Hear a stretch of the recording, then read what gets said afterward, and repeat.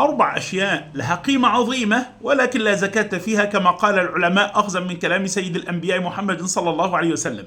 رقم 1: لا زكاة فيما أعده الإنسان لحاجته من طعام وشراب وفرش. واحد عنده طقم انتريه بمبالغ كبيرة ب100,000 جنيه ب200,000 جنيه، واحد عنده عفش في البيت بتاعه ب1,000,000 جنيه، ليس عليه زكاة.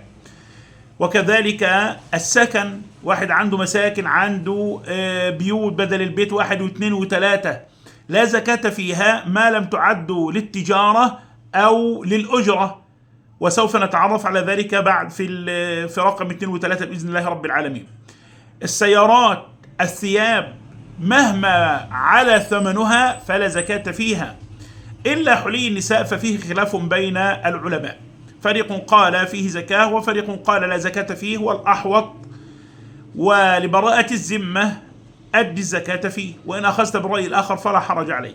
2: ما يعدل الأجرة من عقارات أو سيارات، واحد عنده عمارة، عنده عقارات كثيرة ولكنها معدل الأجرة، لا زكاة على ثمنها ولكن الزكاة على ما يأتي منها، على الأجرة بتاعتها. وكذلك السيارات، واحد عنده سيارة واثنين وثلاثة مشغلهم تبع شركات زي شركة أوبر مثلا فعندنا في مصر أو غيرها من الشركات، الزكاة ليست على ثمن السيارة وإنما على الأجرة التي تأتي من السيارة إذا بلغت نصابا وحال عليها الحول، كما قال العلماء، سواء كانت بنفسها أو بضم الأجرة إلى غيرها. أنا عندي عقارات وعندي سيارات بس الأجرة اللي بتيجي منها لا تبلغ نصابا ولم يحل عليها الحول، لا زكاة فيها.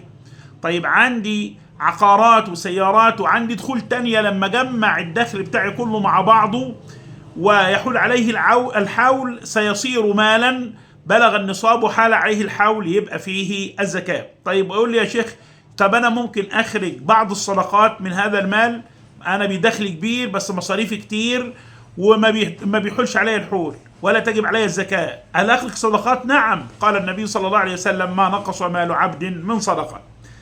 3: ما يملكه الإنسان من المعادن سوى الذهب والفضة، الذهب والفضة فيهم زكاة. طب واحد عنده ألماظ، ماس، مجوهرات، أحجار كريمة، مجوهرات عالية الثمن ولكنها ليست من الذهب والفضة، هل فيها زكاة؟ ليست فيها زكاة إذا كانت للزينة، أما إذا كانت للتجارة فتزكى زكاة التجارة. واحد جايب الأحجار الكريمة عشان بيتاجر فيها، دي عروض تجارة، تزكى عروض تجارة كما قال العلماء. 4: لا تجب الزكاة في الديون غير الموجودة أو المعدومة أو زي ما بنقول عليها المتعثرة، كالديون على المفلسين وعلى المعسرين وعلى الفقراء والمساكين التي لا يسددونها، ليس فيها زكاة. طيب لو جت هذه الديون، لو قبضت هذه الديون وبلغت نصابا وحال عليها الحول فعليك فيها الزكاة.